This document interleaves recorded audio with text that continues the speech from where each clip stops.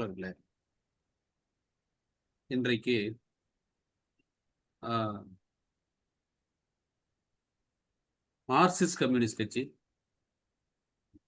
ஆ, பல்லாண்டுகளாக மக்களிடம் வேலை செய்து வந்த தன்னுடைய அனுபவங்களை திரட்டி, அதை மேலும் எப்படி சிறப்பா செய்யணும் அப்படிங்கிறதுக்கான ஒரு அருமையான முயற்சியா, அவங்க இயக்கவியல் பொருள்முதல்வாதம் என்று தத்துவ ரீதியாக மக்களை, உழைக்கும் மக்களை ஆயுதபாணி ஆக்குவதற்கான ஆ, ஆ, படை பட ப அதாவது படைக்கருவிகளாக ஒரு 7 ஆவணங்கள உருவாக்கியிருக்காங்க.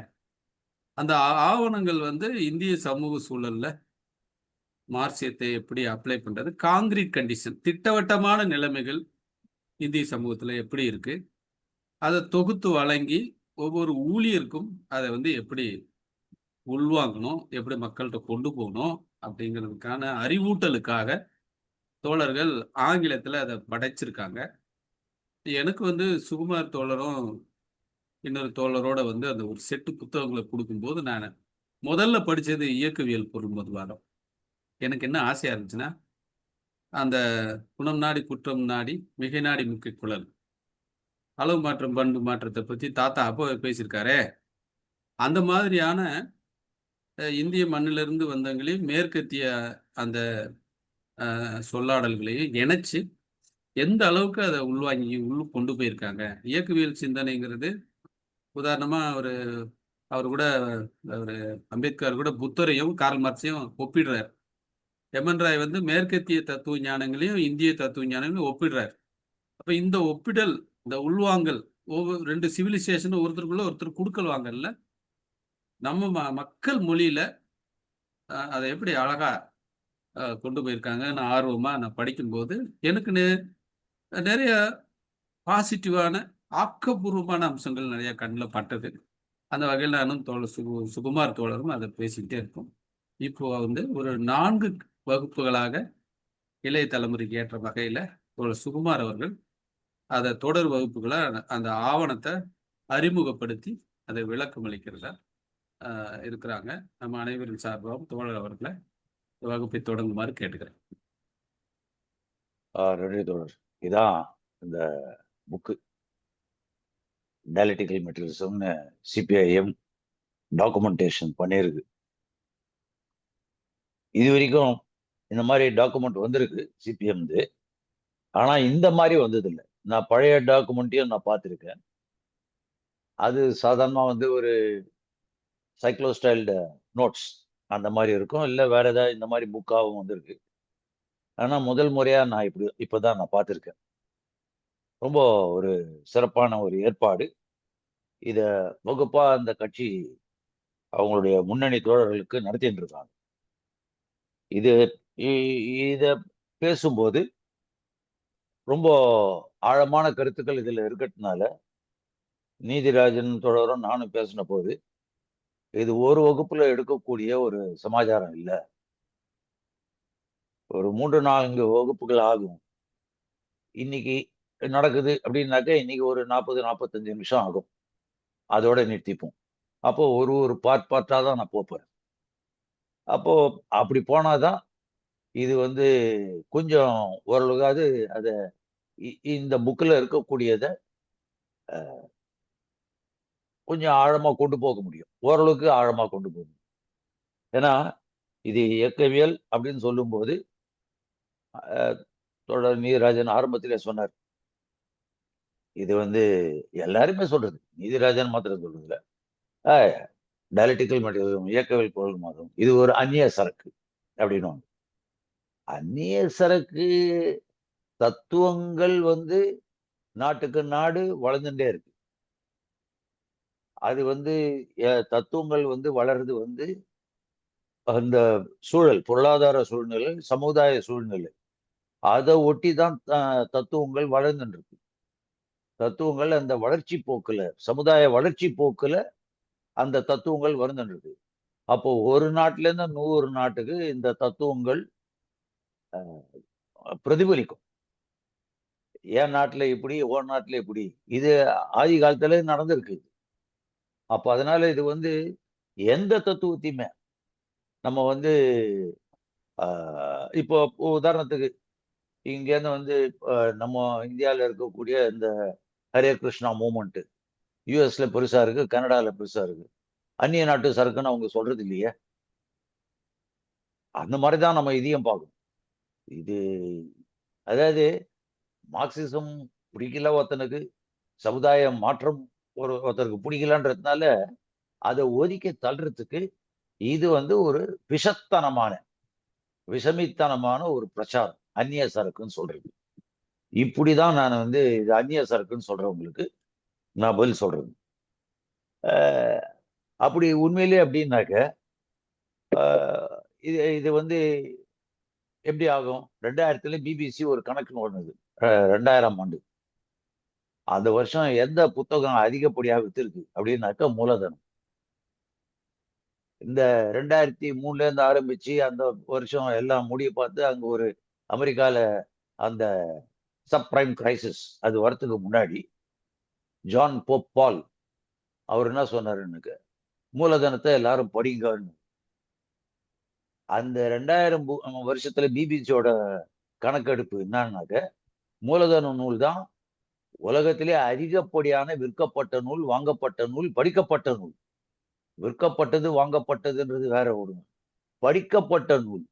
ஏன்னா இந்த முதலாளித்துவ சமுதாயத்துல எவ்வளவு தூரம் முரண்பாடுகள் இருக்கு அப்படின்றத புரிஞ்சுக்கிறதுக்கு அதோட மார்க்ஸ் என்ன சொல்லியிருக்காரு அப்படின்னு சொல்லி பார்த்தாக்க அதுல கடைசியில என்ன வருது அந்த விவாதத்துல, இன்னைக்கு நடக்கக்கூடிய முதலாளித்துவ இதுல சமுதாயத்துல நடக்கக்கூடிய பொருளாதார நெருக்கடி இதை பத்தி அன்னைக்கே அவர் வந்து இந்த முதலாளித்துவ சமுதாயம், இந்த உற்பத்தி முறை, அதுல வரக்கூடிய ஒரு தாக்கம் தான் இந்த நெருக்கடிகள் தான் அப்படின்னு அவர் சொல்லியிருக்காரு.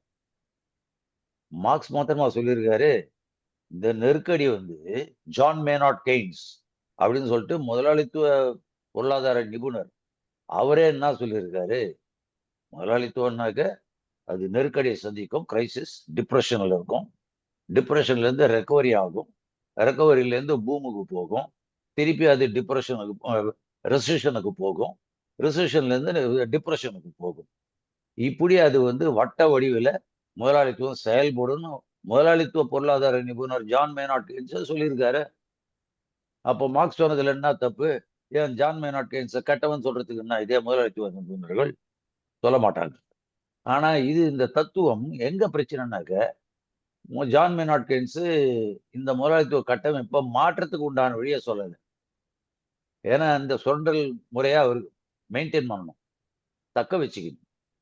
ஆனா மார்க்ஸ் இந்த முதலாளித்துவ கட்டமைப்பை தூக்கி எறியறது எப்படி, இந்த சுரண்டல் கட்டமைப்பு தூக்கி அமைக்க வேண்டிய கட்டாயம் என்ன? 2 விடுதலை சொல்றாரு. அரசியல் விடுதலை, அது என்ன 2 விடுதலை? ரவீந்திரன் கூட போன வகுப்புக்கு முந்தின வகுப்புல சொன்னார் விடுதலை அப்படின்னு. ரொம்ப அழகா அப்பவும் ஆணித்தரமா சொன்னார். விடுதலை அப்படின்னு அரசியல் விடுதலைனாக்கா ரைட்டு, இன்னைக்கு வந்து சுதந்திரம் கிடைச்சது இந்தியாவுக்கு, சரி. மனிதனுக்கு விடுதலை கிடைத்ததா சுரண்டல் முறையிலிருந்து? அந்த விடுதலையை தான் அவரு சொல்றாரு, யாரு மார்க்ஸ் சொல்றாரு. அந்த விடுதலையை தான் அந்த வந்து இலங்கைக்கான அந்த இந்த விடுதலை சொல்றாரு ரவீந்திரன், சரியா? அப்போ இந்த விடுதலைன்னாக்க இது வெறும் இந்த ஓட்டு போடுறது அது இல்லை, இந்த சுரண்டல் முறையிலிருந்து விடுதலையை தான் விடுதலை அப்படின்னு மார்க்ஸ் சொல்றது. அதான் வந்து அதுக்கு உண்டானதுதான் மாற்றங்கள் அப்படின்னு சொல்லி சொல்றாங்க. அப்போ இந்த ஒரு விதத்துல நம்ம மார்க்சிசம் அப்படின்னு சொல்லி பார்த்தோம்னா இந்த மார்க்சிசம் வந்து காலந்தோறும் இடையறாது வளர்ச்சி அடைஞ்சிருக்கு, சரியா? இந்த சோவியத் யூனியன்லாம் இதான உடனே அதுல வந்து பிரச்சனைகள்லாம் இதானது, அது ஒரு பக்கம், அதுக்குள்ள நான் போல. அந்த பிரச்சனைக்கு அப்புறம் பல கம்யூனிஸ்ட் கட்சிகள் அவங்க பேரை கூட மாத்திக்கிட்டாங்க, சரியா?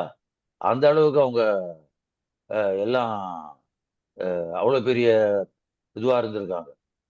மார்க்சிசத்துக்கு எதிர்காலம் இல்லை அப்படின்னு 89ல சொன்னதுக்கு 11 வருஷத்துல திருப்பி மூலதனம் தான் நிக்குது, இன்னைக்கும் வந்திருக்கு.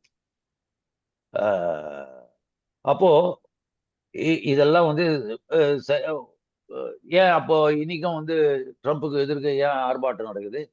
உலகம் ஃபுல்லா ஏன் ஆர்ப்பாட்டம் நடக்குது? இன்னைக்கு ஃபேஸ்புக்லயே நான் போட்டிருக்கேன். ஜோசப் ஸ்டிக்லிட்ஸ் பொருளாதார நிபுணர், நோபல் பரிசு வாங்கினவர், ட்ரம்ப்புக்கு ஒன்றும் தெரியாதுன்னு எழுதியிருக்காரு. நான் ஃபேஸ்புக்ல அதுதான் போட்டிருக்கேன். இன்னைக்கு படிச்சா புரிஞ்சிடும் அதுல. அப்போ இந்த தத்துவங்கள், இந்த தத்துவங்கள் வந்து ஏதோ ஒருத்தர் ரெண்டு பேர் ஏதோ புத்தருக்கு வந்து அந்த இந்த மரத்தை அடியில் உட்காந்தவொடனே ஞான திருஷ்டி வந்தது அப்படின்னு சொல்லலாம். அந்த மாதிரி எல்லாம் இல்லை. எந்த தத்துவமே அப்படி வரல. இந்துவ தத்துவ ஞானமே ஒரு ஆளால கிரியேட் பண்ணது கிடையாது, உருவாக்கினது கிடையாது. இந்திய தத்துவம் அது பின்னாடி வரும். அதே மாதிரி அந்நிய சருக்குன்னு சொன்னது அது ஏதோ ஒரு ஆளால வந்தது கிடையாது. பல காலகட்டங்கள்ல, பல்வேறு வளர்ச்சி காலகட்டத்துல, பல்வேறு அறிஞர்கள், தத்துவ ஞானிகள் பல்வேறு விதமா அந்தந்த காலகட்டத்துக்கு ஏத்தா மாதிரி அவங்கவுங்க அந்தந்த அஹ், கருத்தை சொல்லியிருக்காங்க. இது எதுல இருந்து வருது? அடிப்படை இயற்கை, இயற்கையோட பகுதியா வந்தவன் மனுஷன். அப்போ இந்த இயற்கையோட பகுதியா வந்திருக்கான் மனுஷன் அப்படின்றத ஒத்துக்கக்கூடியது ஒரு ஒரு ஒரு ஒரு சாரார் இருக்காங்க. அதெல்லாம் கிடையாது. இதை உருவாக்கினவன் ஒருத்தன் இருக்கான், இயற்கையை உருவாக்கணும், மனுஷன் உருவாக்கணும், இதெல்லாம் ஒருத்தன் இருக்கான் அப்படின்றது ஒரு சாரார் அது. சரியா? இந்த இந்த இயற்கையை உருவாக்கணும், மனுஷனை உருவாக்கணும்லாம் அப்படின்னு அந்த கருத்தை வச்சிருக்கவங்க பேர் கருத்து முதல்வாதம். இயற்கையிலேருந்து ஒரு பகுதியா வெளியில வந்தவன் மனுஷன் அப்படின்றது பொருள் முதல்வாதம். ஸோ இந்த ரெண்டு விதமான கருத்துக்கள் இருக்கு. இது எப்படி ஏது? அப்போ கருத்து முதல்வாதம் பொய்யா, பொருள் முதல்வாதம் இது உண்மையா அப்படின்றதுக்கு பின்னாடி நான் விளக்கங்கள் கொடுப்பேன். ஆனா உலகத்திலேயே பல்வேறு நாடுகள்ல பல்வேறு கருத்துக்கள் இருக்கு. கிரேக்கம், இந்தியா, இந்த மாதிரி பல்வேறு சீனா, இந்த மாதிரி நாடுகள்ல தத்துவங்கள் ஆதி காலத்துல இருந்து வந்திருக்கு, வளர்ந்துருக்கு. அப்போ நான் ஏற்கனவே சொன்ன மாதிரி இந்த அறிவியல் வளர்ந்து கொண்டே இருக்கு.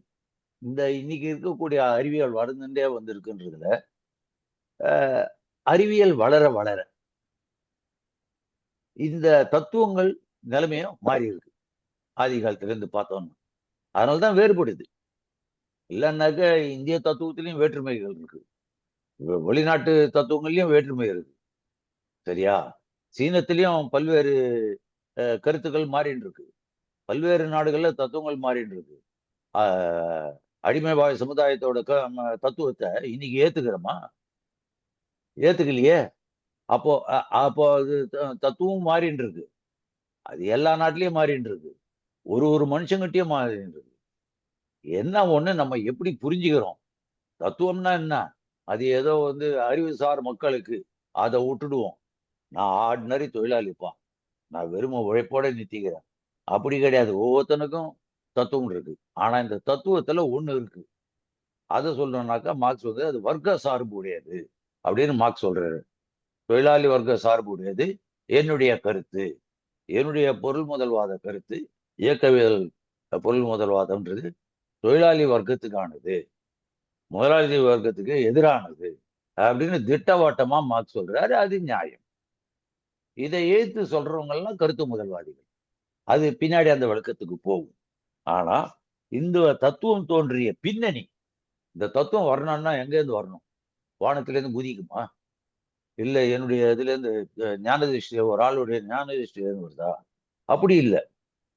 மனித சமுதாயத்தில் வளர்ச்சியில் ஒரு குறிப்பிட்ட காலத்தில், எப்போ, அது ஆதி காலத்துல நான் சொன்னது ஆதி காலம்னா எப்போ? அந்த காலம் ஆஹ் ஆஹ் அடிமை சமுதாயத்துக்கு முன்னாடியே. சரியா? மனுஷன் எப்படி வாழ்ந்தான்? ஒரு குலம் குலமா வாழ்ந்தான். சரியா? அந்த காலத்துல தனி மனிதன் சொத்துடைமை ஏற்பட்டது. எப்படி ஏற்பட்டது? வேட்டையாடின் தான். பர்டிகுலர் டயத்துல அவன் எல்லாம் ஏதோ வந்து சிலதெல்லாம் கண்டுபிடிச்சானுங்க, ஏதோ தான் ஏதோ பண்ணான், ஏதோ சில கீரையை விளைவிச்சான். எல்லாம் இருக்கும்போது அஹ், தேவைக்கு மேல மிஞ்சித்து. அந்த மிஞ்சினது யாருக்கு அப்படின்னு வரும்போது, நான் பலசாலி, என் கூட அந்த குலம் 10 பேரு, அவன் சப்பானியா இருந்திருக்கான்னாக்க 10 ஒரு அறை விட்டோம்னா 10 பேரு எனக்கு வந்து நின்றுவானுங்க. அப்போ அந்த குலத்தோட தலைவனா நான் வரும்போது, நான் அந்த அதிகமா உற்பத்தி ஆனதை வச்சுப்பேன். என் கூட இருக்கிற 10 பேரு எனக்கு வேலை செய்வான். இந்த முதல் நிலை ஏற்படுவதிலிருந்து இந்த தத்துவம் மனுஷங்கிட்ட வந்திருக்கு. இதுதான். ஏன்னா, இந்த அதிகமா உற்பத்தி ஆனது என்னுடைய சொத்தா போச்சு. ஆனா உண்மையிலே அந்த குலம், அந்த ஒரு இனம், அது ஒட்டுமொத்தமா அத வந்து உழைச்சு உற்பத்தி பண்ணுது. அந்த உற்பத்தி பண்ணதுல தான் அந்த உபரி வந்திருக்கு. அந்த உபரியவ நான் வந்து என்னுடைய தனி மனித சொத்தாக்கி நாம் வளர்க்கும்போது தான், இந்த சொத்த நான் பாதுகாக்கணும். இந்த சேர்த்து வச்ச இத நான் பாதுகாக்கணும். இத பாதுகாக்கிறதுக்கு நான் என்ன சொன்னா என் கூட இருக்கிற 10 பேர் கேட்பான். அப்படின்றது வர்றது தான் இந்த தத்துவம். இந்த அடிப்படையில தான் இ அ ஆ இந்த தத்துவங்கள் உலகத்துல அ வளர்ந்துன்னு வந்திருக்கு. இது இன்னைக்கு நேத்து இல்ல. அ பல லட்சக்கணக்கான வருஷமா அ உற்பத்தி கருவிகள் வச்சுட்டு இருக்குவேன். உற்பத்தி கருவிகள் இல்லாதவரை வேலை வாங்கும் அ நிலை உருவானது. அன்னிலிருந்து சமுதாயம் நாடோடியா இருந்த சமுதாயமா இருந்தது. அடிமை வாழ் சமுதாயமா இருந்து, நிலப்பிரபுத்துவ சமுதாயமா இருந்து, இன்னைக்கு இருக்கக்கூடிய முதலாளித்துவ சமுதாயத்திலயும் வளர்ந்துன்னு வந்துட்டு இருக்கு. மாறியுள்ளது. அப்போ சமுதாயம் மாறி இருக்கு.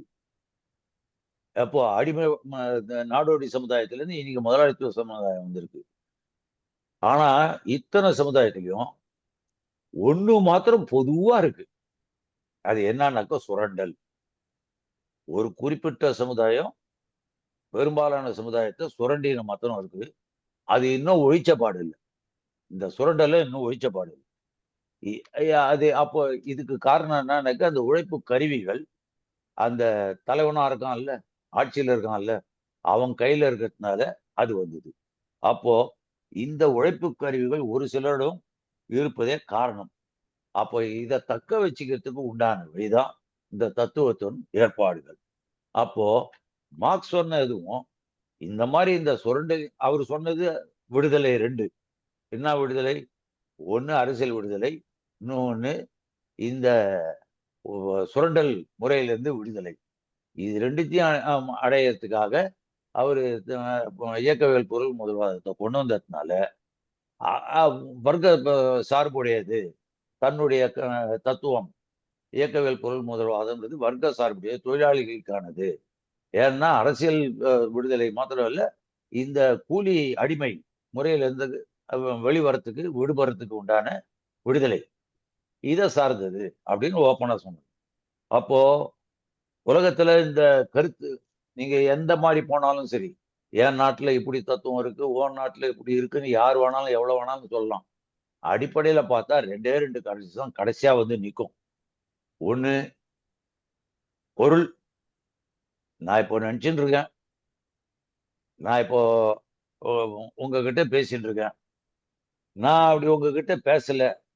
நான் யார பத்தி பேசுவேன்னா, நான் என்னவா இருக்கணும்? பைத்தியமா இருக்கணும். அவ்வளவுதான். நான் தனியா பேசியிருந்தேன்னாக்க. இவ்வளவுதான். அப்போ அ என்ன நெலைம வருது அப்படின்னாக்க, நீங்க இருக்கிறதுனால நான் பேசிட்டு இருக்கேன். இந்த கூட்டம் நீங்க ஆரம்பிச்சதுனால நான் பேசிட்டு இருக்கேன். இல்லன்னா நான் எதுக்கு இத பேசணும்? அப்போ இங்க வந்து ஒரு எதிர்க்க ஒரு ஒரு சில பேர் இருக்காங்க.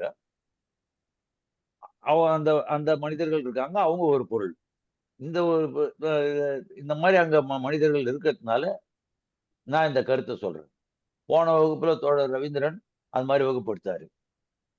நான்லாம் கேட்டிருந்தேன். இப்போ இந்த மாரி சுகுமார்லாம் இல்லன்னாக்கா அவரு எதுக்கு பேசணும்? இல்ல நான் எதுக்கு பேசணும்? பேச வேண்டிய அவசியம் இல்ல. அப்போ அந்த புற உலகில் இருக்கக்கூடிய எதார்த்தத்த புரிஞ்சுகிட்டு, அந்த நிலைமைக்கு ஏத்தா மாரி மனுஷன் வாழத் தொடங்கணும். அப்போ என்ன ஆகுது? இயற்கைக்கும், மனிதனுக்கும் இருக்கக்கூடிய முரண்பாட, அத வந்து அந்த முரண்பாட குறைச்சு, இயற்கையோடு இணைந்து எப்படி ஒரு மேம்பட்ட வாழ்க்கையை நடத்துறது, இதுதான் பாயிண்ட். அப்போ இதை இயற்கை புறத்தே உள்ளது, அதுதான் எனக்கு பாடம் கற்பிக்குது அப்படின்னு நான் சொன்னா அது ஒரு பொருள் அப்படின்னு நான் சொன்னா பொருள் முதல்வாதி நான்.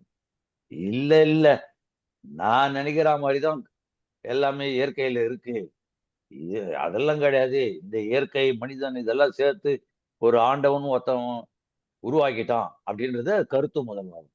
இந்த ரெண்டு விதத்துலதான் தத்துவங்கள் வேறுபடுது. இதான் அடிப்படை. இப்ப அதுக்கு பின்னாடி வரும். ஆனா இப்போ இந்த தத்துவ ஞானத்துக்கு இந்த தத்துவத்துக்கு முன் வந்துள்ள முக்கிய பிரச்சனைகள் பொருள் பிரதானமா, உணர்வு அல்லது ஆன்மா பிரதானமா, இயற்கையா இல்ல இதனை பற்றிய சிந்தனையா, இயற்கை பிரதானமா இல்ல இதை பத்தி இயற்கையை பற்றியான சிந்தனை முக்கியமா அப்படின்ற ஒரு கருத்து. அவ்வளவுதான். பொருளியல் வாழ்க்கை, நான் என்ன மாதிரி ஒரு பொருளாதார நிலைமையில இருக்கேன், என்னுடைய வாழ்க்கை தராதரம் எவ்வளவு தூரம் இருக்கு, சரி, நான் என்ன மாதிரி வாழ்க்கை வாழணும் அப்படின்ற பத்தி ஒரு சிந்தனை. ஸோ இந்த ரெண்டு, இந்த இந்த மூணு இதுல தான் இந்த தத்துவ ஞானங்கள் எல்லாம் இருக்கு. அப்போ இங்க பேச போறது மார்க்ஸோட பொருள் முதல்வாதம். அப்போ மார்க்ஸுக்கு முன்னாடியே, மார்க்ஸ் ஏதோ இப்போ வந்து திடீர்னு அதை கொண்டு வரல. மார்க்ஸுக்கு முன்னாடி பல்வேறு தத்துவ ஞானிகள் இருந்திருக்காங்க. அவங்க எல்லாம் சொன்னதை வச்சு அதுக்கு மேல மேம்பட்டு வந்திருக்கு. இப்போ இது முதல் வகுப்புன்றதுனால மேலை நாடுகள்ல எப்படி தத்துவங்கள் வளர்ந்துருக்கு, அதை எப்படி புரிஞ்சுக்கணும் அப்படின்னாக்க, ஒரு ஒரு தத்துவ ஞானியும் ஒரு ஒரு கருத்து சொல்லியிருப்பாங்க. அவங்க வாழ்ந்த காலகட்டத்துல அவங்க எப்படி அந்த சூழ்நிலையை புரிஞ்சுட்டு இருக்காங்க, அதோட அடிப்படையில அவங்க எப்படி கருத்து சொல்லியிருக்காங்கன்றதுதான் இது. இது முதல் வகுப்புல இதை சொல்லிடுவேன். அடுத்தது பின்னாடி நம்ம இந்திய இதுக்கு வருவோம். நம்ம மார்க்ஸும் எங்கல்ஸும் என்ன மாதிரி தத்துவத்துக்கு வந்தாங்கன்னு சொல்லிட்டு பின்னாடி இந்திய தத்துவங்களை பத்தி பேசிட்டு கடைசி, ஏன்னாக்கா இந்திய தத்துவங்கள் வரும்போது இன்னைக்கு அதோட இணைந்த ஒரு பெரிய பிரச்சனை இந்தியாவில் இப்ப நம்ம சந்திக்கும், உலகத்திலேயே எந்த நாட்டிலையும் இல்லாத ஒரு பெரிய பிரச்சனை வந்து சாதிய பிரச்சனை. அதை பத்தியும் பேச வேண்டியது வருது. அதனால அந்த இந்திய தத்துவத்துல அந்த தத்துவங்கள் கூடவே இந்த சாதி, அதுக்கப்புறம் உண்டான தீர்வு, இது எல்லாம் வந்து ஒரு 4 வகுப்புக்குள்ள முடிக்கலாம்னு சொல்லிட்டு நான் முடிக்கிறேன். இப்போ மேலை நாடுகள்ல எப்படி தத்துவங்கள் வளர்ந்தது அப்படின்னு சொல்லி பார்த்தோம்னா, தேல்ஸ்ன்னு ஒருத்தர், தேல்ஸ் வந்து கிமுன்னு நான் சொல்றேன், 624ல இருந்து 547 வருஷத்துல இருந்தார். இவர் வந்து கிரேக்க நாட்டில வாழ்ந்தவர் இவர், சரியா? ஒரு முதுபெரும் தந்தையாக வளர்ந்தார்.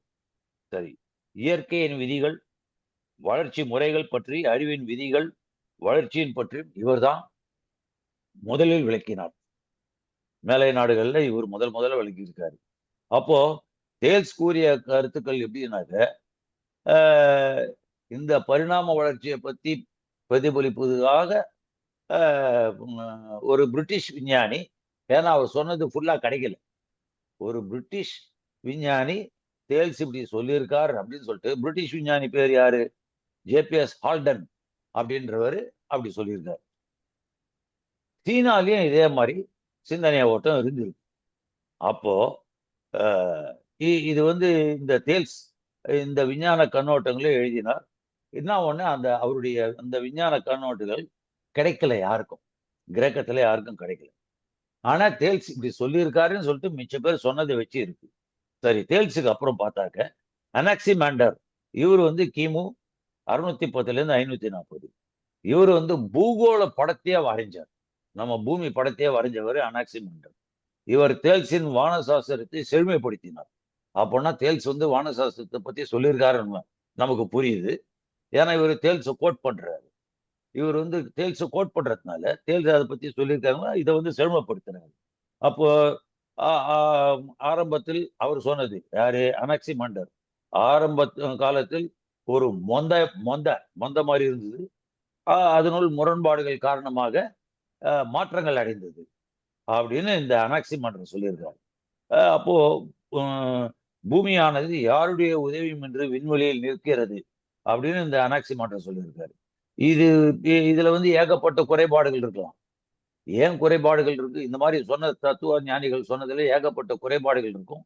காரணம் ஏன் இருக்கு அப்படின்னு சொல்லி பார்த்தாக்க, அறிவியல் வளரல. அன்னைக்கு இப்ப நம்ம பேசுறது எப்போ? கிமு 610, 540. அப்போ அறிவியல் இன்னைக்கு மாதிரி அன்னைக்கு இல்ல. அப்போ இந்த பூமியில் ஆரம்பத்தில் தண்ணீர் தான் உண்டாயிற்று. அப்புறம் அதனால் ஜீவராசிகள் தோன்றின அப்படின்னு அவர் சொல்லிட்டாரு. அதுக்கப்புறம் அனாக்சிமெனஸ். இவர் நான் சொன்னது முன்னாடி அனாக்சிமாண்டர். இப்போ வந்து அனாக்சிமெனஸ். கிமு 585ல இருந்து 525. இவரு இவரும் ஒரு கிரேக்கர் தான்.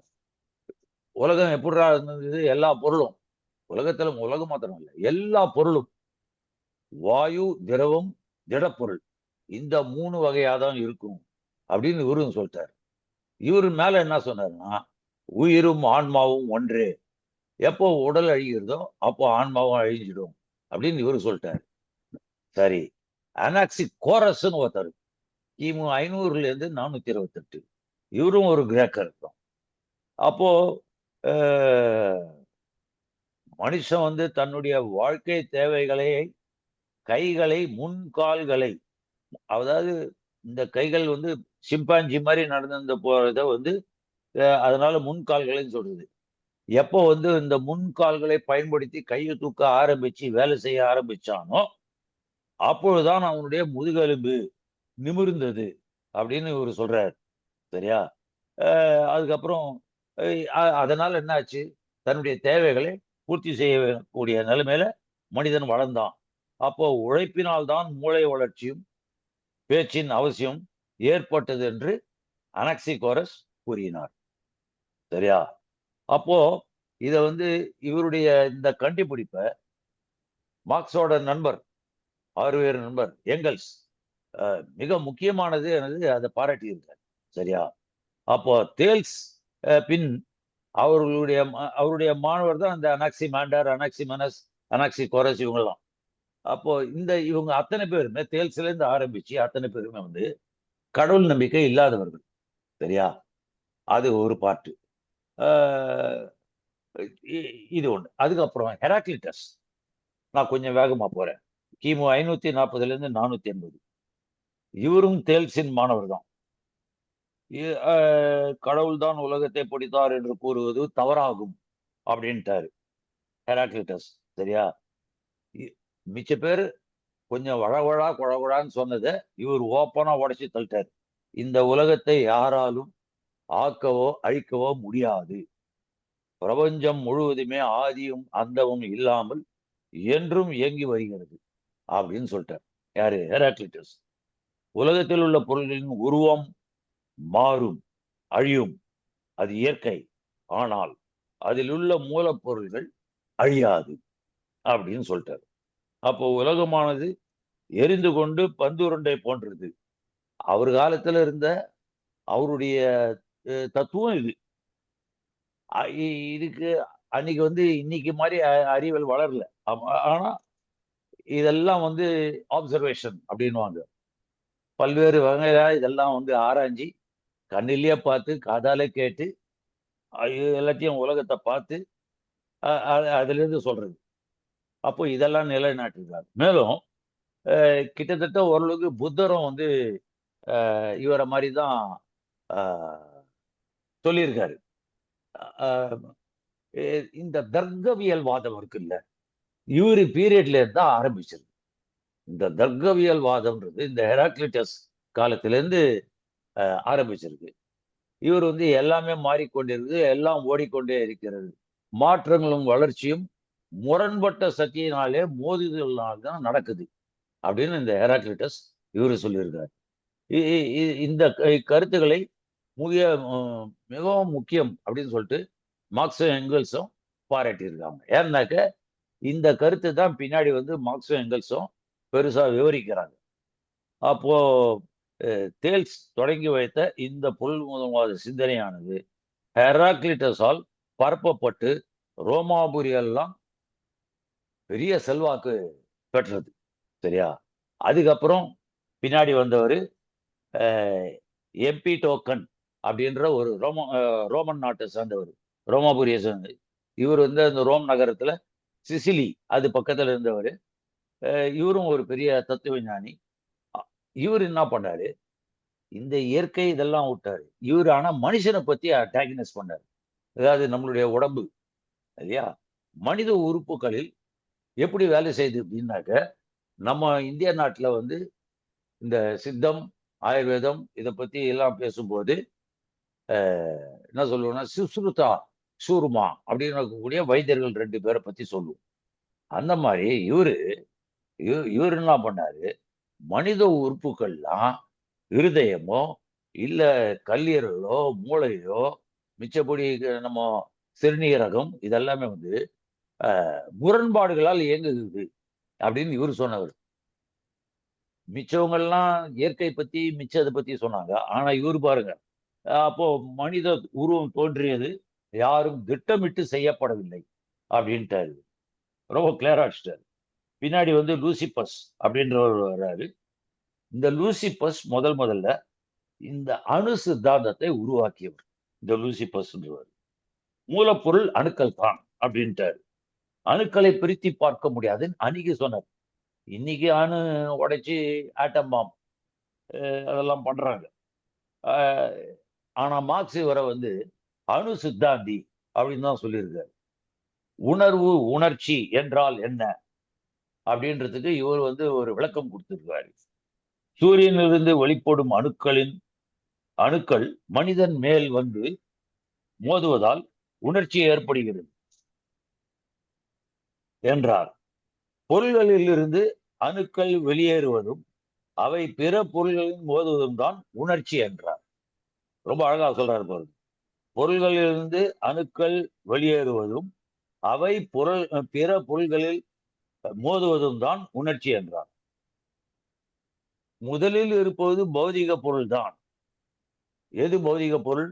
மூளை. முதலில் இருப்பது பௌதிக பொருள் மூளைதான். இரண்டாவது தான் சிந்தனை. எப்ப சொல்லியிருக்காரு பாருங்க இவரு சொன்னது. லூசிபஸ் இத சொல்லியிருக்காரு. அப்போ இந்த மூளைன்ற ஒரு உறுப்பு, அது ஒரு பொருள். அந்த பொருள்னாலதான் மனுஷங்கிட்ட சிந்தனை எல்லாம் ஏற்படுது அப்படின்னு இவர் அதை சொல்லியிருக்காரு.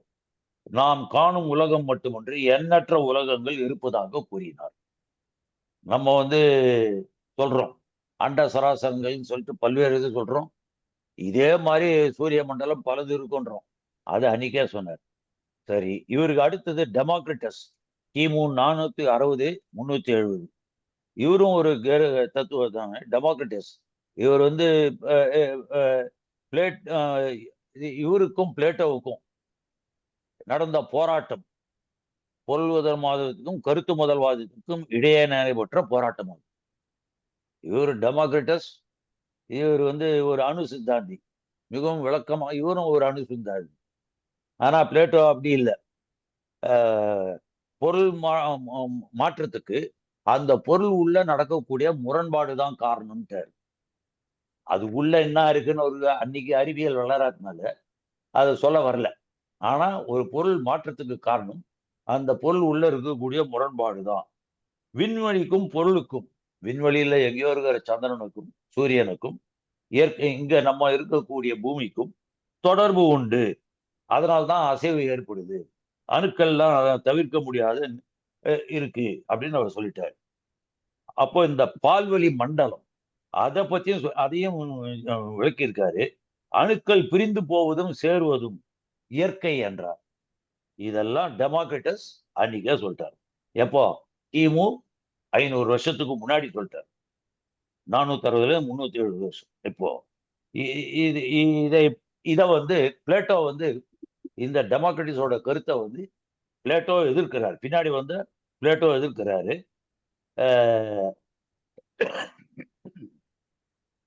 ஏன் அப்படின்னாக்க, பிளேட்டோ அடிமை சமுதாயத்தை ஆதரித்தார். ஆனா டெமோக்ரிட்டஸ் இந்த அடிமை சமுதாயத்தை எதிர்த்தார். டெமோக்ரிட்டஸ் ஜனநாயக ஆட்சி வேணும்னாரு. அதை அவர் எதிர்த்தவர் பிளேட்டோ. ஸோ இதுதான் காரணம். அப்போ கருத்து பிளேட்டோ ஏன் டெமோக்ரட்டிஸை எதிர்க்கணும் அப்படின்றது நமக்கு ஈஸியா புரியும். பின்னாடி வந்த டெமோக்ரட்டிஸுக்கு அப்புறம் வந்த எபிகூரஸ், இவரும் கிமு 342 இருந்து 270. அணு அசைகிறது அப்படின்னு அவர் சொன்னார். ஆனால் அது நேர்கோட்டில தான் போகும் டெமோக்ரட்டிஸ் சொன்னார். ஆனா எபிகூரஸ் அப்படிலாம் இல்லையா, அணு அது எந்த டைரக்ஷன்ல வேணாலும் போகும், கிழக்காவும் போகும், மேற்காவும், தென்மேற்காவும் போகும், வடகிழக்காவும் போகும் அப்படின்னு எல்லாத்தையும் சொல்லிட்டாரு அவரு. அப்போ கூட இவர் ரொம்ப ஒரு அட்டகாசமான ஒரு சமாச்சாரம் சொல்லியிருக்காரு. வாழை மரம் புயல் அடித்ததன் விளைவாக விழுந்து விட்டால் அதை தற்செயல் என்கிறோம். இந்த தற்செயல் வாழையின் வளர்ச்சி போக்கில் இல்லை. இது வாழை மரத்தினால வளரல, புயல் அடிக்கிறதுனால கீழே விழுந்திருக்கு. இந்த திடீர் நிகழ்ச்சி அதனால இது ஏற்படுது, வாழை மரம் ஏற்படுது. இப்போ இன்னைக்கு நேற்று தமிழ்நாட்டில் மழை பெஞ்சது, எத்தனையோ பயிர் அடிச்சுன்னு போயிடுச்சு. அப்போ இது திடீர்னு அழகு, தற்செயல். இது பயிரோட பிரச்சனை கிடையாது, பயிர் வீக்கா போய் அப்படி இதாகுது. அப்போ வாழையை பொறுத்தவரை தற்செயல் தான், ஆனால் புயல் அடிப்பதற்கு ஒரு காரணம் இருக்கத்தான் செய்கிறது அப்படின்னு ரொம்ப அழகா சொன்னார். அப்போ தற்செயல் நிகழ்ச்சியே இல்லை என்று கூறிவிட்டால் தற்செயலை சொல்லி கூட கடவுளை நுழைத்து விட முடியாது அப்படின்றாரு. வார்த்தையை ரொம்ப அழகா போடுறாரு. தற்செயல் ஒண்ணு இல்லைன்னாக்க கடவுளை கூட நுழைக்க முடியாதா அப்படின்றாரு. அப்போ தற்செயலுக்கும் ஒரு காரணம் உண்டு அப்படின்னு எபிகூரஸ் சொல்றாரு. இத பின்னாடி முரண்பாடுகளின் பண்புகள்ல மார்க்ஸ், எங்கல்ஸ் எல்லாரும் இதை பயன்படுத்துறாங்க. அப்போ இவரை மார்க்ஸ், எங்கல்ஸ் எல்லாம் ரொம்ப பெருசா பாராட்டி இருக்காங்க. அப்போ இயற்கையை நோக்குகின்ற பொழுது இந்த தலைவிதி, கடவுள், கட்டளை இதெல்லாம் அதான் ஒண்ணும் கிடையாதுயா அப்படின்ட்டாரு. இப்போ இந்த மாதிரி கருத்து முதல் பிளேட்டோ மாதிரி கடவுள் அப்படின்னு சொல்லி எல்லாம் அவங்க என்ன பண்றாங்கன்னாக்க மனுஷனை செயலற்றவனாக ஆக்குது. ஆனா பொருள் முதல்வாதி அந்த தத்துவத்தை இருக்கிறவன் மனிதனை முயற்சியில ஈடுபடுத்திட்டே இருக்குது. மேல முயற்சிக்கணும் அப்படின்னு அந்த பொருள் முதல்வாதி மூளையில அந்த போயிட்டு இருக்கும். நம்மளால பண்ண முடியாதா, இது ஏன் பண்ண முடியாது, இப்படி பண்ணான்னா அப்படி பண்ணான்னா அப்படின்னு அவனுக்கு முயற்சி வந்துட்டே இருக்கும். கருத்து முதல்வாதி என்ன பண்ணுவான், ஆண்டவன் விட்ட விதி, ஓரமா ஒரு டீயை சாப்பிட்டு 10 வடான்னு படுத்துருவான். ஸோ இதுதான் நான். அப்போ இதுதான் நிலைமை. அப்புறம் லூக்ரிட்டஸ்ன்னு ஒருத்தர், இவரும் அணுக்களுக்கு என்றும் அழிவு கிடையாது அப்படின்னு சொன்னார். மனித நூல் இன்றோ நாளையோ என்றாவது ஒரு நாளோ இந்த அப்புறம் எல்லாத்தையும் புரிந்து கொள்ள முடியும். பாருங்க என்னைக்கு சொல்லியிருக்காரு, கிமு ஒரு 100 வருஷத்துக்கு முன்னாடி. இவருடைய காலமே லூக்ரிட்டஸ் கிமு 99 இருந்து 55. இவர் மனிதனால் இன்றோ நாளையோ இல்ல வேற ஏதோ ஒரு நாளோ பிரபஞ்சத்துல அத்தனையும் புரிஞ்சுக்க முடியும் மனுஷனால அப்படின்ட்டார். அடுத்தது பிளேட்டோ. பிளேட்டோவோட காலம்னா கிமு 427 இருந்து 320. மனிதனுக்கு ஒரு சில விசேஷ குணம் இருக்கு, இந்த குணத்தை தான் ஆராய்ச்சி பண்ணணும். ஏன்னா இவர் கருத்து முதல்வாதி. அப்போ மனுஷனுடைய குணத்தை தான் ஆராய்ச்சி பண்ணணும்னு ஒரு பிளேட்டோ சொல்லிட்டாரு. அதனாலதான் ஒரு இது பண்ணிட்டாரு. ஆனா இவரு சாக்ரட்டிஸின் மாணவர், அதான் வேடிக்கை. என்ன, சாக்ரட்டிஸ் கடவுள் எதிர்ப்பு பிரச்சாரம் பண்ணவர், ஆனா பிளேட்டோ அப்படி கிடையாது. கொள்முதம் எதிராக பிளேட்டோ பலதை எழுதியிருக்காரு. ஏன்னா இவர் ஒரு பெரிய பிரபு குலத்தவர் பிளேட்டோ. சாக்ரட்டிஸ் அப்படி இல்லை, ஏழை. அவர் இளைஞர்களை தூண்டி விட்டாருன்னு சொல்லிட்டு அவரை கட்சியில ஜெயில போட்டு ஒரு மாதிரி அவரும் காலி பண்ணிட்டாங்க. அப்போ வாழ்க்கை என்பதும் இயற்கை என்பதும் உங்களுடைய எண்ணத்தின் பிரதிபலிப்பு தான். நான் இன்னைக்கு இப்படி இருக்கேன்னா நான் இந்த ரூம்ல இப்படி உட்காந்துருக்கேன்னா என்னுடைய எண்ணத்தினால உட்காந்துருக்கணும். அப்போ நான் உட்காந்துருக்கிற இந்த சேரு, இந்த டேபிள், இந்த லேப்டாப்பு, இந்த பவர், இதெல்லாம் மாயையா? பிளேட்டோவோட கருத்துல இருந்து எப்படி மாறுது பாருங்க. இதேதான் இவரு சொல்லியிருக்காரு, நம்ம ஊர் சங்கரர், இவங்கெல்லாம் சொன்னது. சரியா? அப்போ இந்த இதெல்லாம் வேலை. சாக்ரட்டிஸை பத்தி நமக்கு நிறைய நல்லா தெரியும். அஹ், ஏழை குடும்பத்தில் பிறந்த அறிவை சேகரிப்பதும் அதை மக்களிடம் பரப்புவதுமே அவர் வாழ்க்கை குறிக்கோள. எல்லாத்தையுமே கேள்வி கேளு, உண்மையை தெரிஞ்சுக்கோன்ட்டார் சாக்ரட்டிஸ். ரொம்ப சூப்பரா ஏகப்பட்டது சொல்லியிருக்காரு. நம்ம அழகா புரிஞ்சுக்கணும்னாக்க இந்த மாதிரி ஆஹ், ஆஹ், நிலைமை தான் சாக்ரட்டிஸ் சொன்னது. அப்போ கருத்துதான் முதல், அதுதான் சகலத்திற்கும் அடிப்படை என்ற பிளேட்டோவின் தத்துவத்தை சாக்ரட்டிஸ் எதிர்த்தார். பார்த்தீங்களா? எல்லாம் ஐரோப்பா தான் தத்துவம் எப்படி வந்து எதிர்க்க எதிர்க்க போகுது பாருங்க. அப்போ இந்த மாதிரி வந்து இந்த தர்க்க சாஸ்திரம் நடந்துட்டு இருக்கு. சிந்தனையை பற்றி ஆராய்ந்து ஐம்புலன்களும் ஐம்புலன்களால் ஏற்பட்ட உணர்வும் தான் சிந்தனை, அடிப்படை அறிவு அப்படின்னு யார் சொன்னது? அரிஸ்டாட்டில். So, இப்படி இந்த அரிஸ்டாட்டிலோட சிஷ்யன் தான் நம்ம நெப்போலியன். அப்போ அஹ், இந்த மாதிரி சிந்தனை பற்றி ஆராய்ந்து ஐம்புலன்கள் ஏற்பட்ட உணர்வு தான் சிந்தனையின் அடிப்படை, அறிவு என்பதும் அதுவே. புலன்களால் கரெக்டா பார்த்து புரிஞ்சுக்கிறது தான் அறிவு அப்படின்ட்டாரு.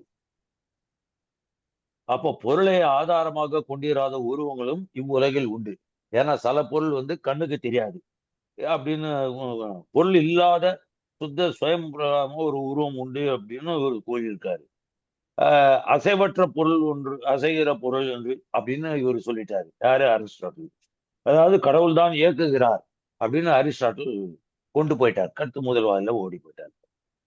அப்புறம் பித்தகோரஸ்ன்னு ஒருத்தர், அரிஸ்டாட்டிலுக்கு அப்புறம் கிரேக்க விஞ்ஞானம் கணித கலையை பத்தி இவர் பேசியிருக்காரு. பீர்ஹோ அப்படின்னு சொல்லிட்டு, இந்த பீர்ஹோ வந்து நீ எல்லாத்தையும் சந்தேகிக்கணும் அப்படின்னு சொல்லிட்டு, சரியா? ஷெனே அப்படின்னு சொல்லிட்டு இவர் வந்து நீதி, பகுத்தறிவு, இந்த ரெண்டு விஷயத்தோட நிற்கிறேன். அப்போ இதெல்லாம் என்னன்னாக்க, நான் இப்ப ஆரம்பிச்சு இந்த ஷெனே என்னன்னாக்க கிமு 240 இந்த பித்தகோரஸ், சாக்ரட்டிஸ் எல்லாம் வந்தது. இவங்க வாழ்ந்த காலம் என்ன தெரியுமா? எல்லாம் அடிமை காலங்க.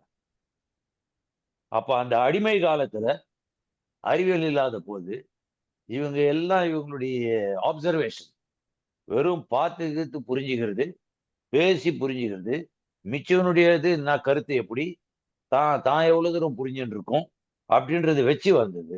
அப்போ குறைபாடுகள் இருக்குமா? கண்டிப்பா இருக்கும். நம்மளே இது பண்ணலாம். அப்போ இந்த மாதிரி குறைபாடுகள் இருக்கதான் செய்யும். அப்போ இந்த இந்த குறைபாடுகள் இருக்கும்போது, ஒரு நிமிஷம் டைமிங் நான் பார்த்துக்கிறேன். ஓ, அப்போ இந்த குறைபாடுகள் இந்த அடிமைவாழ் சமுதாயத்துல இவ்வளவு நாள் இருக்குன்னாக்க, இந்த கருத்து முதல்வாதம், பொருள் முதல்வாதம் அப்படின்னு ரெண்டு விதமா கருத்துக்கள் ஆதி காலத்துல இருந்து வந்துருது. இதுக்கு அடிப்படை வந்து இந்த பொருளாதாரம். அதாவது பொருளாதாரம்னாக்க இந்த சொத்து உரிமை. இந்த சொத்துரிமையை தக்க வைக்கிறதுக்காக உண்டான இதுதான் அடிப்படையிலிருந்து தான் இந்த தத்துவங்களே உருவாகி உள்ளது அப்படின்றது வந்துருது. இன்னைக்கு அதுக்குள்ள மணி 9 ஆகி போச்சு. இன்னைக்கு இதோட நிறுத்திக்கிறேன். பின்னாடி இதோட தொடர்ச்சியை அடுத்த தொடர்ல நம்ம பார்ப்போம். அதுல வந்து பல்வேறு இன்னும் மேலை நாடுகள்ல இருந்த கருத்து இருக்கு.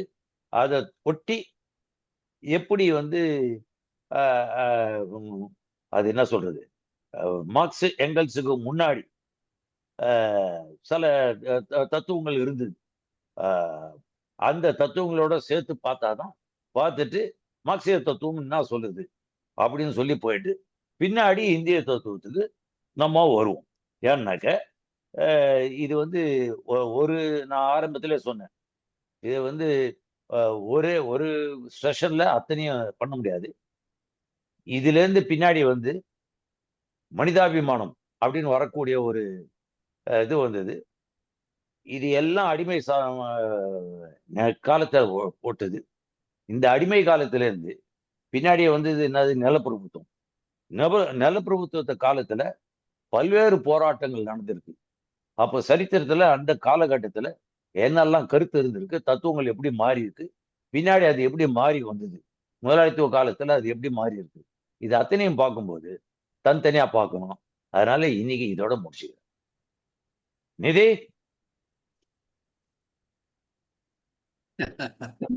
நீதி ரைட்டு இருக்காது. தோழர். ஓகே. கேக்குதா? நல்லா கேக்குதா? கேக்குது. கேளு தோழர். Right, okay. அதான் கேக்குதா தோழர்? வணக்கம். அதாவது வெங்கடேசன். தோழர்களே, வணக்கம் தோழர், வணக்கம். தோழர் இன்னைக்கு வந்து ஒரு ஆழமான நீண்ட தத்துவ ஆவணத்தை, அதன் ஒரு பகுதியை, 4 பகுதியை சொல்லக்கூடியதை ஒரு பகுதியை தொகுத்து சொல்லியிருக்காங்க. அந்த ஒரு பகுதி மேற்கத்திய உலகத்துல, அதாவது இந்தியா அல்லாத நாடுகள்ல இயக்கவியல் சிந்தனை முறை கொஞ்சம் கொஞ்சமா எப்படி அங்கங்க அறிவியல் தெரிப்புகளாக எப்படி வந்து அது உருவாகி அதற்கான ஒரு வடிவம் அடைந்தது அப்படிங்கிறத நம்ம நாட்டினுடைய சில சம்பவங்களுடையும் தொடர்புபடுத்தி சொல்லிக்கிட்டே வந்தாங்க. அந்த வகையில ஏன் இயக்கவியல் சிந்தனை முறைக்கு நாங்க வந்து ஒரு தனி வகையான வாரந்தோறும் கூட்டம் நாங்க வந்து நடத்துறோம் என்று சொன்னால், அதாவது ஒரு விஷயத்த முழுமையா புரிஞ்சாதான் நம்ம அத நமக்கு ஏற்ற முறையில மாற்றி அமைக்க முடியும். அப்ப அததான் லெனின் என்ன சொன்னாங்கன்னா, நாங்க ஏகாதிபத்திய பலவீனமான கண்ணிய உடைச்சோம்னாங்க. அதாவது அவர் வந்து ரஷ்ய சமூகத்த ஒரு செப்பு சாமா மாரி சொல்றாரு. அந்த செப்பு சாமா மாரி, ஒரு விளையாட்டு சாமா மாரி புரியணும்னா, அதுக்கான ஆதார சிந்தனை வந்து இந்த இயக்கவியல் சிந்தனைன்னு உறுதியா நாங்க நம்புறோம். அந்த வகையில இளம் தலைமுறைய அதை பயிற்றுவிப்பதற்கு அது வந்து இது வந்து பொதுவா நானும் தோழர் சுகுமார் தோழர் என்ன பேசிக்கிட்டோம்னா, சமூக மாற்றத்திற்கான மார்க்சிய நடத்தைனா என்ன? எனக்கு அப்பப்போ அன்னன்னைக்கு புதுசா ஏதாவது தோணும். அது 2 நாளா தோணிக்கிட்டு இருக்கிறது ஒரு வார்த்தை. சமூக மாற்றத்துக்கான மார்க்சிய நடத்தைனா என்ன? இப்போ நாம நடந்துக்கிறது சமூக மாற்றத்துக்கு உதவியா இருக்கா? அது எவ்வளவு தூரத்துல இருக்கு? நம்ம நடத்தை எவ்வளவு தூரத்துல இருக்கு? அந்த இடைவெளிய நம்மளால புரிஞ்சுக்க முடியுமா? இது எல்லாம் எனக்குள்ள போட்டு குத்தி கொடாஞ்சுகிட்டு இருக்கிறது. அந்த தொந்தரவுக்கு தான் நானு என்னுடைய சீனியர் தோழர்கள ரவீந்திரன் தோழர தொந்தரவு பண்றது, சுகுமார தொந்தரவு பண்றது தாங்க முடியாம தான் அவங்க வந்து இத நாங்க எடுக்கிறோம் அப்படின்னு வர்றாங்க. இத நாங்க கலந்து இந்த உரையாடி இதுக்குள்ள இருந்து வெளிய வர முடியுமா? நீந்தி நாங்க கரைய கடப்போமா? இதுக்குள்ள முங்கிடுவோமாங்கிறது தான் இந்த தொடர்கள். அந்த வகையில இப்போ இன்றைக்கு வந்து அவங்க ஆரம்பிச்சு வச்சிருக்கிறதுங்கிறது ரொம்ப அருமையா ஆரம்பிச்சு வச்சிருக்கிறாங்க. இப்போ இத நான் வந்து அ அடுத்து ஏதாவது தோழர்கள் 1, 2 கேள்வி இருந்தா கேட்கலாம். நானு சம்மரியா அது என்ன செஞ்சிருக்காங்கங்கிறத சொல்றதுக்காகவும், என்னுடைய ஆசைய வெளிப்படுத்த தான் நானு இப்போ உங்க முன்னாடி வந்தேன். அந்த வகையில இப்போ இந்த சமூக மாற்றத்துக்கான மார்க்சிய நடத்தைங்கிறத நானு என்ன நினைக்கிறேன்னா, அ வெளிப்படையான வன்முறை உறுப்பா இருந்த அரச அத தகர்க்கிறதுக்கான ஒரு நடத்தை. மேல் நோக்கிய நடத்தை. அதற்கு மக்கள தயார் பண்ற மாரி, கீழ மக்களோட இணஞ்சு ஒண்ணா பெரும்பான்மையான மக்கள திரட்டுறதுக்கு ஒரு கீழ்நோக்கி நடத்தை. இந்த சமூக மாற்றத்திற்கான மார்க்சிய நடத்தைங்கிறது 2 பகுதியா நம்ம பிரிக்கலாம். இந்த மேல் நோக்கிய நடத்தையும், கீழ் நோக்கிய நடத்தையும் தனித்தனி கிடையாது. 2ம் ஒரே நேரத்துல ஏன்னா வெளி சூழல் மாறிக்கொண்டே இருக்கிறது. மாறிக்கொண்டே இருக்கிறது. அரசு 200 வருஷத்துக்கு முன்னாடி பாரிஸ் கம்யூன்ல பலவந்தம் வெளிப்படையான அகோரமான பலவந்தமான உறுப்பா இருக்கும்போது, அத தகர்த்து மக்களுக்கானதா ஆக்க முடியுமா? அப்படின்ற அந்த மார்க்சியத்தினுடைய முயற்சி, அதாவது மார்க்சியத்தினுடைய சமூக மாற்றத்திற்கான நடத்தையின் முயற்சி தொடர்ந்து மாறிக்கிட்டே இருக்கு. ஒவ்வொரு க ம வெளிச்சூழல் மாற மாற, அது அது வந்து எப்படி ஏற்படுது? ஹோசிமின் காலத்துல இப்பதான் 19ஆம் தேதி தான் அவருடைய நாடு வந்து போச்சு. ஹோசிமின் காலத்துல அது தரைக்கு அடியில ஒரு நகரத்த கட்டிடுச்சு. 20,000, 30,000 பேர் குடியிருக்கிறாங்க கீழ. அப்ப அது அந்த அந்த ஜெனரல் கேப் வந்து புரட்சிகர மக்களை ஆயுதபாணியாக்குதல்ங்கிறதுல அவர் என்ன சொல்றாருன்னா, நாங்க வந்து மனித குலத்தின் நாகரிக தொட்டில்கள்ல ஒருத்தங்க நாங்க. கம்யூனிஸ்ட் கட்சி தலைவர் சொல்றாரு. நாங்க மனிதகுல நாகரிகத்தின் தொட்டில் நாங்க. நாங்க ஏகாதிபத்தியம் வந்து நாங்க எதிர்த்து போராடிருவோம். ஏன்னா, இத்துணூண்டு எலி குஞ்சு மாரி நாடுங்க. அமெரிக்கா வந்து பூதம் மாதிரி நாடு. அது கடைசியா அந்த புத்தகம் எப்படி முடியும்னு கேட்டீங்கன்னா, உலகத்தின் மிக ஆகப்பெரிய ஏகாதிபத்தியத்தை சின்னஞ்சிறிய ஒரு குட்டி நாடு ஒரு மனுஷனை போல நம்ம நின்னு மார்க்சியத்தை கைப்பிடிச்சு நின்னா ஜெயிக்க முடியும், வெற்றி பெற முடியும் என்பதற்கான உதாரணமா நாங்க இருக்கிறோம். ஒரு சமூகத்தில் மார்க்சியம் அதனுடைய இயக்கவியல் சிந்தனை முறை உள்வாங்கி கொண்டா பல ஆயிரம் அதனுடைய தத்துவ பண்பாட்டு அதனுடைய அறிவு சார்ந்த அதனுடைய அடுக்கடுக்கான இந்த பரம்பரை செயல்பாடுகள் எல்லாத்தையும் அது உள்வாங்கிடுச்சுன்னா அது டோட்டலா சமூகம் புரிஞ்சிருது, மொத்தமா புரிஞ்சிருது. மொத்தமா புரியும் போதுதான் லெனின் சொன்ன அந்த வார்த்தை வருது, ஏகாதிபத்திய கண்ணி பலவீனமா இருந்தது.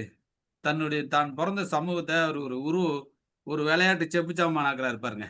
அப்பதான் தோழர்கள் இந்திய சமூகத்தை ஒரு ஒரு வண்ணமயமான இந்த சமூகத்தை இப்போ சவுத்துல போனா ஒரு மாதிரி இருக்கு, தெற்க போனா வடகிழக்க போனா ஒரு மாதிரி இருக்கு.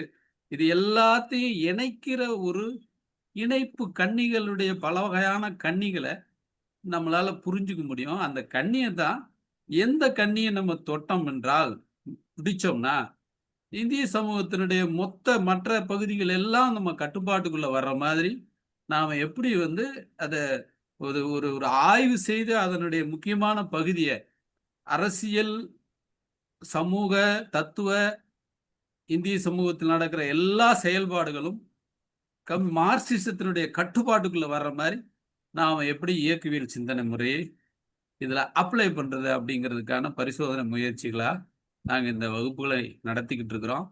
அதுல தோழர் சுகுமார் இன்னைக்கு சிபிஎம் அதனுடைய வளமான அனுபவங்கள்ல இருந்து உருவாக்கின ஒரு ஆவணத்தினுடைய ஒரு சிறு பகுதியை 4 பகுதியாக கொடுக்கறத ஒரு பகுதி இன்னைக்கு சிறப்பாக முன் வச்சாங்க. இது சார்ந்தோ அல்லது இதற்கு வெளியிலையோ பொதுவாகவோ ஏதேனும் கேள்விகள் இருந்தால் தோழர்கள் கேட்கலாம். கூடுதல் விளக்கங்களையும் அளிக்கலாம்.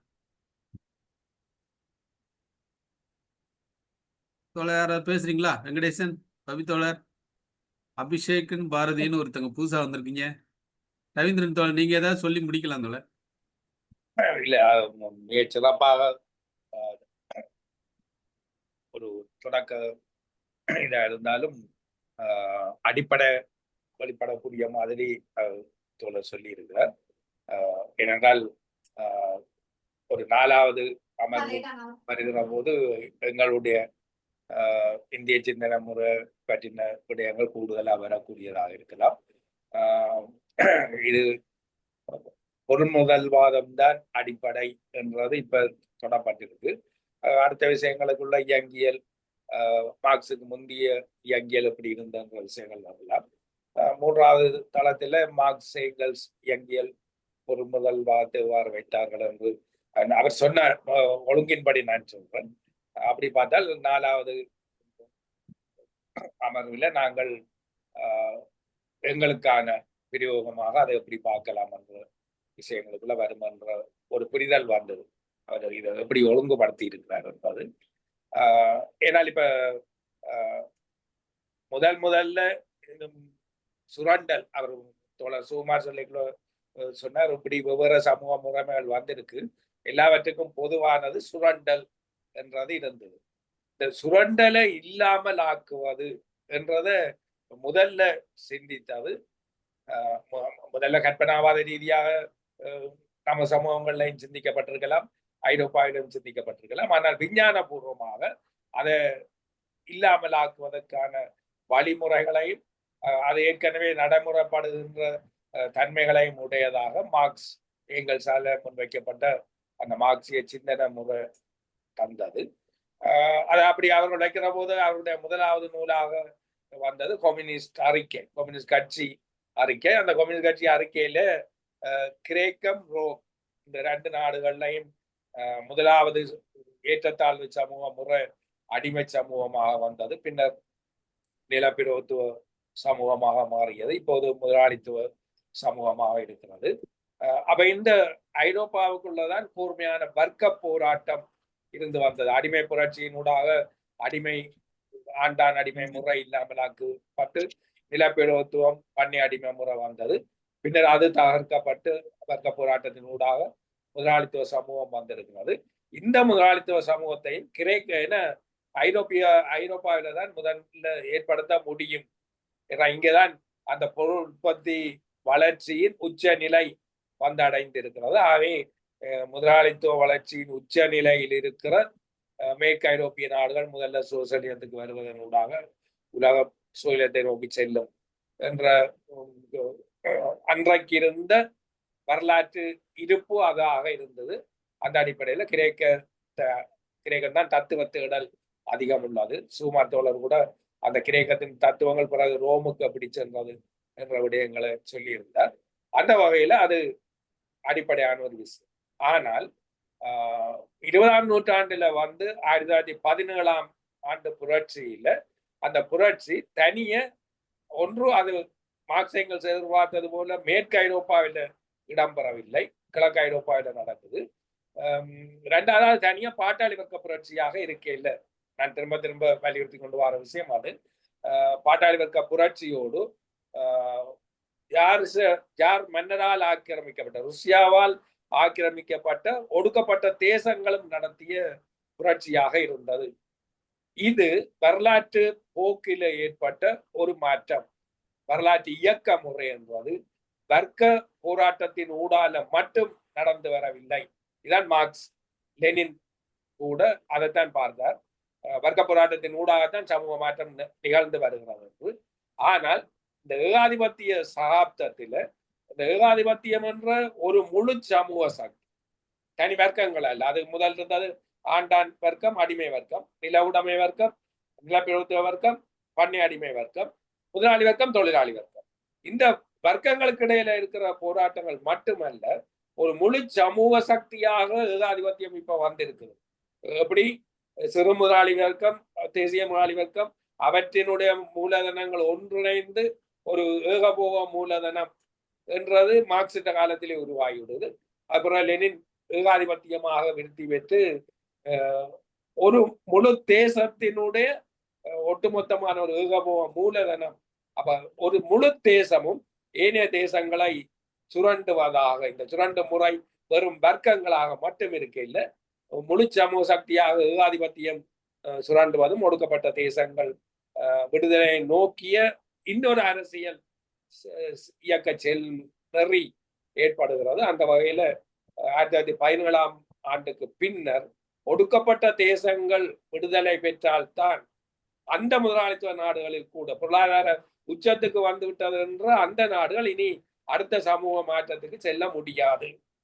இந்த ஒடுக்கப்பட்ட தேசங்கள் முழுமையாக விடுதலை பெறுகிற போதுதான் அந்த தேசங்கள்ல கூட சமூக மாற்றம் பெற முடியும் என்ற ஒரு வரலாற்று மாற்றம் ஏற்படும்.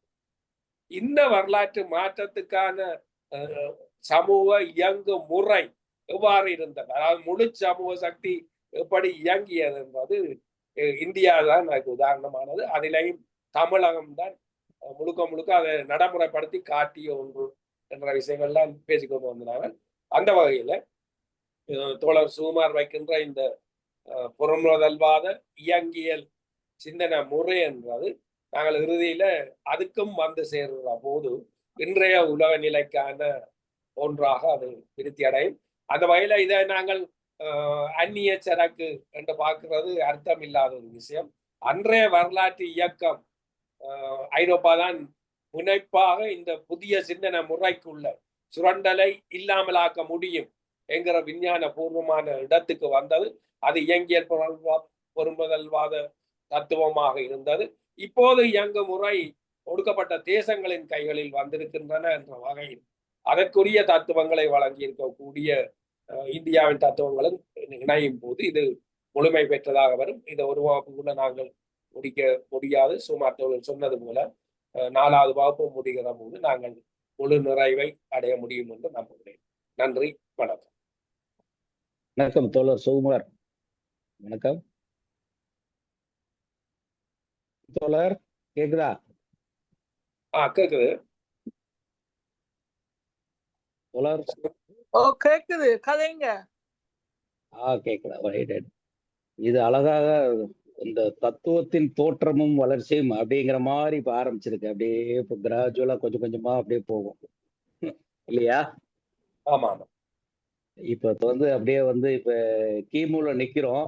இன்னும் அப்படியே ஆமா கிபிக்கு வரும்போது தோழர் அப்படியே கோர்வையா கொண்டு வந்தாங்கன்னா, அது ரொம்ப அப்படியே உபயோகமா நல்லா இருக்கும். நல்ல ஒரு இன்ட்ரெஸ்டிங்கானது. கிமுல இருக்கு பழைய இதுகள் வந்தா கூட தத்துவங்கள் எப்படி பரிணாமம் கிட்டத்தட்ட பரிணாம வளர்ச்சி மாதிரி தான் தத்துவங்களும் அப்படியே மாறி மாறி மாறி வந்து அறிவியல் வளர வளர எந்த லெவலுக்கு வந்திருக்கு, கருத்துக்கள் மாறி வந்திருக்கு, விஞ்ஞானங்கள் வளர வளர அந்த கருத்து முதல்வாதம் எப்படி அடிபட்டு அது பொருள் முதல்வாதம் மாறி அது ஆணித்தரமா ப்ரூஃப் ஆயிருக்கு அப்படிங்கிற மாதிரி வருது. ரொம்ப நல்லா இருந்தது தோழர்.